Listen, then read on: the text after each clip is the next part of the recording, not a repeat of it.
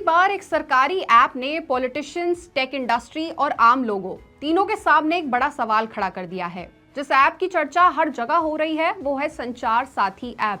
हर किसी के मन में अब बस एक ही सवाल है कि क्या ये ऐप हमारी सुरक्षा बढ़ाएगा या फिर हमारे ही फोन पर नजर रखने का एक नया तरीका बन जाएगा। पिछले 48 घंटों में देश में जिस तरह का माहौल बना हुआ है वो कोई आम विवाद तो बिल्कुल नहीं है। विपक्ष इसे डिजिटल तानाशाही का नाम दे रहा है, टेक एक्सपर्ट्स इसे प्राइवेसी में गहरी दखलंदाजी बता रहे हैं और फोन कंपनियां भी इस फैसले से काफी नाराज हैं। तो आखिर सच क्या है? इस ऐप को लेकर इतना शोर क्यों मचा है? और सबसे बड़ा सवाल, क्या अब आपके फोन में एक ऐसा सरकारी सिस्टम होगा जिसे आप चाहकर भी हटा नहीं पाएंगे? आज के इस वीडियो में हम इस पूरे विवाद को डिटेल में समझेंगे। नमस्कार, मैं हूं सलोनी त्यागी और आप देख रहे हैं मनी 9। संचार साथी एक सरकारी साइबर सुरक्षा ऐप है जिसे डिपार्टमेंट ऑफ टेलीकम्युनिकेशंस यानी डीओटी ने पेश किया था। ये ऐप जनवरी 2025 में लॉन्च हुआ था। सरकार का ऐसा कहना था कि इस ऐप से फोन संबंधित फ्रॉड, फर्जी या फिर क्लोन, IMEI, चोरी किए गए फोन की बिक्री वगैरह जैसी दिक्कतों से निपटने में काफी मदद मिलेगी। लेकिन हाल ही में 28 नवंबर 2025 को डीओटी ने फोन निर्माता कंपनियों को ये निर्देश दिया कि भारत में बिकने वाले सभी नए स्मार्टफोन्स में संचार साथी ऐप पहले से ही इंस्टॉल हो। इसी बीच ये खबर आई कि ये ऐप नॉन रिमूवेबल होगा, यानी यूजर इसे चाहकर भी डिलीट या डिसेबल नहीं कर सकेगा। वो फोन्स जो पहले से ही मार्केट में हैं, कंपनियों को सॉफ्टवेयर अपडेट के जरिए फोन में ये ऐप भेजने और इंस्टॉल कराने का निर्देश दिया गया है। लेकिन इस आदेश के बाद से ही कई लोग, खासकर विपक्षी दल, tech institutes, digital right groups और स्मार्टफोन निर्माता काफी नाराज हैं।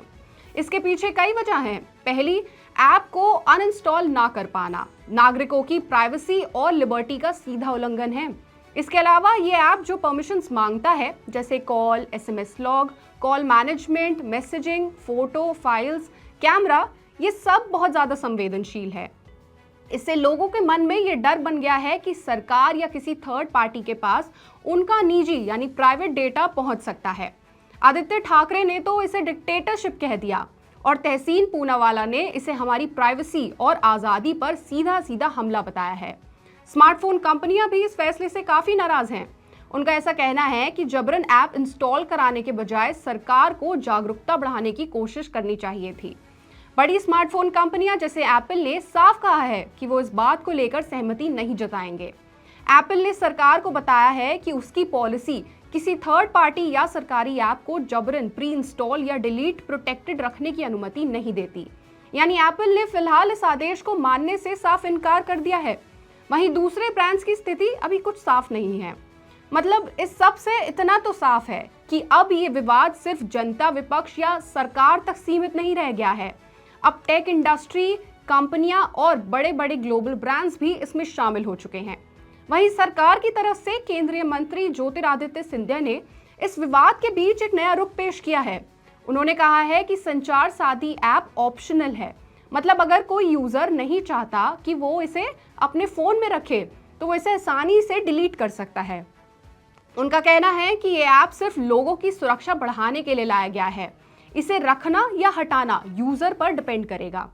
एक तरफ विपक्ष और कंपनियां इस पर सवाल उठा रही हैं और दूसरी तरफ सरकार का कहना है कि ये ऐप ऑप्शनल है। तो अब ये देखना काफी दिलचस्प होगा कि आगे होता क्या है। इस पूरे मामले पर, इस पूरे मुद्दे पर आप क्या सोचते हैं, आप क्या राय रखते हैं? हमें नीचे कमेंट सेक्शन में जरूर बताएं और ऐसी ही और खबरों और अपडेट्स के लिए जुड़े रहिए हमारे साथ और देखते रहिए मनी 9।